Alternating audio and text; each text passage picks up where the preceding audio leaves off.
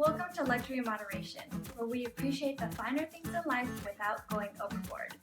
My name's Joanne, and I upload videos at least once a week, so make sure to hit that subscribe button if you'd like to see more videos on luxury products.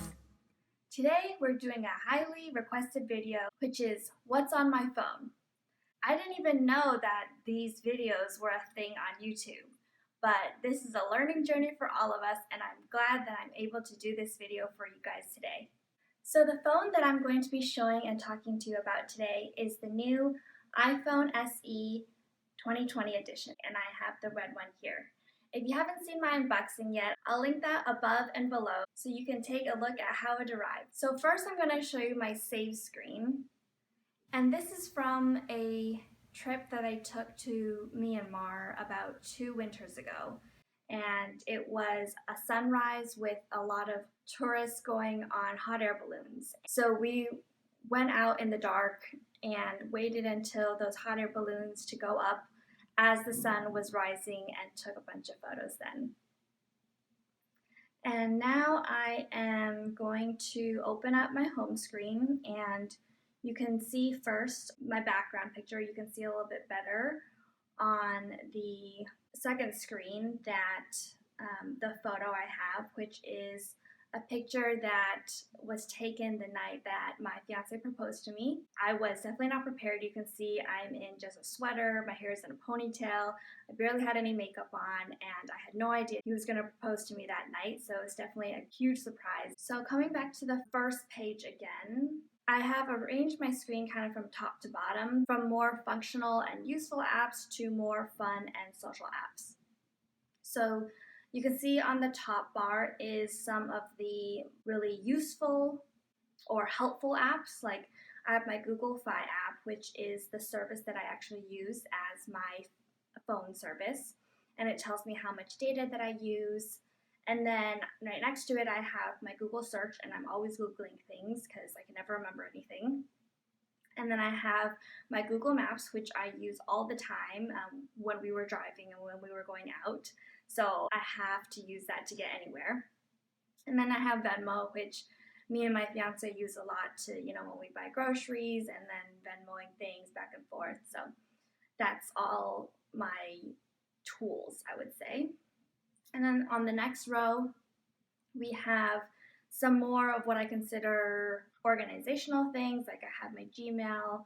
I check that, 5 times a day at least. And then I have my notes, which I mainly use now to figure out what my Instagram captions are going to be. And I type it all out there first before copy and pasting it into Instagram. And then I have my reminders, which, sometimes I'll have things that I have to do, like cancel a subscription or something, or a lot of times I'll use that as my grocery list when I go to the grocery store. And then I have Line, which is kind of like a WhatsApp or another messenger app that I use to talk to my family in Asia. So this is the start of what I would call my social apps.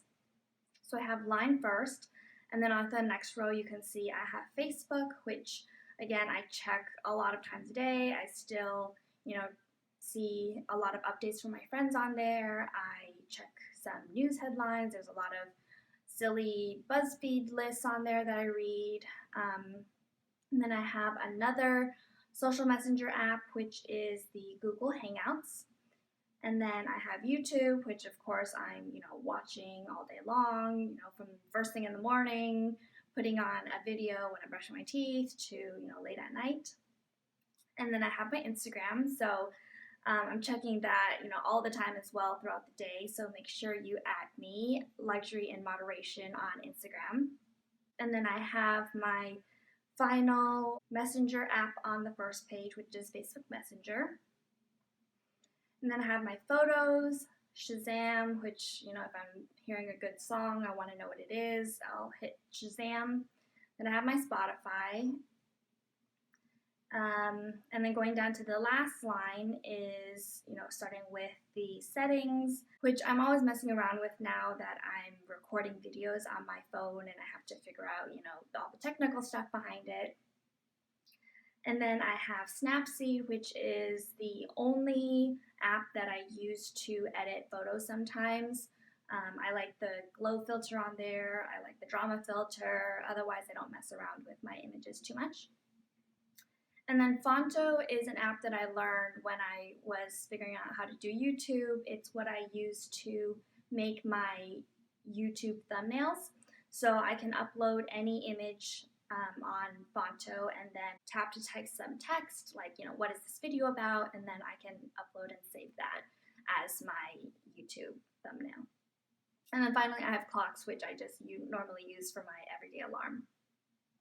So then going to the second page, I have all of my kind of like credit card apps on the very top. So again, starting with a lot of the business stuff, and I check this all the time to make sure I'm not late on any payments, to make sure they're charging me the right amount. And it's really easy with the Touch ID that you have on your phone. So I find that easier than logging on to a computer. And then I have my iPhone wallet, which I normally use to store my boarding passes whenever I go on a trip.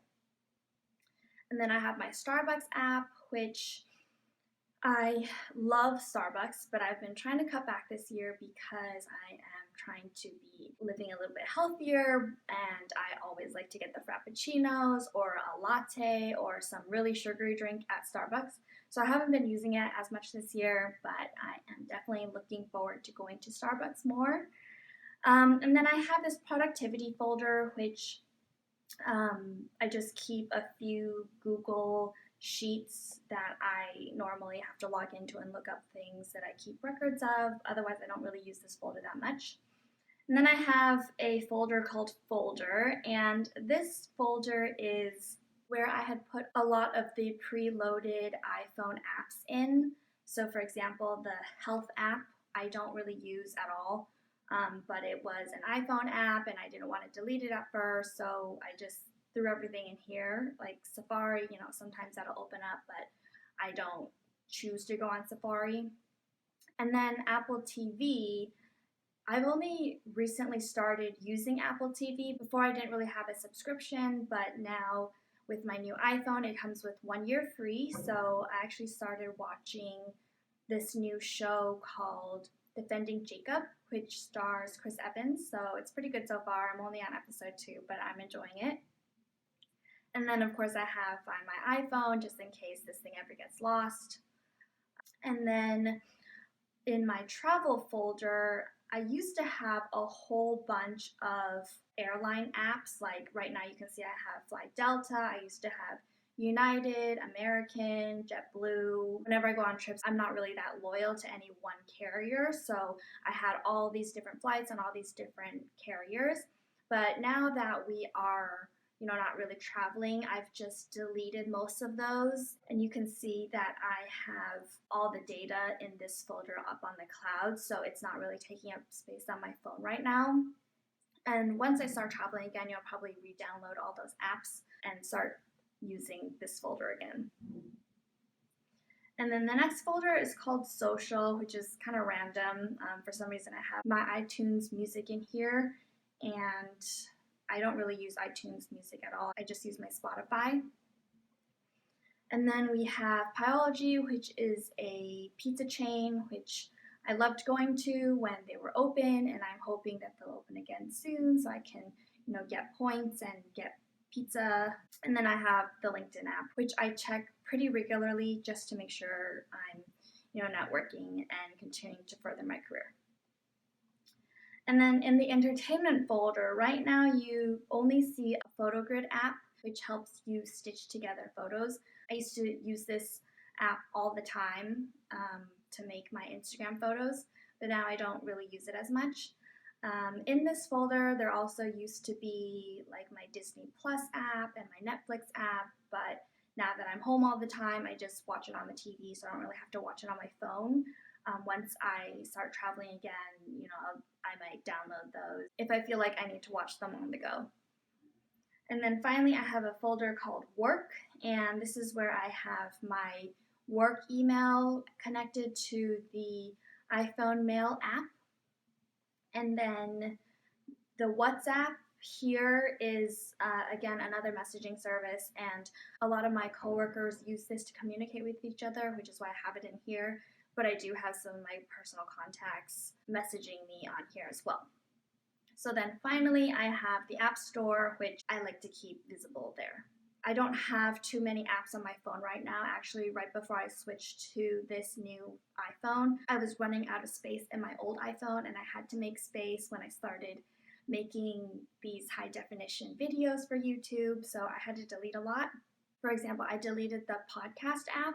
So that one I was using a lot every day when I drove to work. I would listen to a podcast, but now that I'm working from home, I'm not using that app, but once I start driving to work again, I'm sure I'll download that again. I hope you like this video. I thought it was pretty fun to film.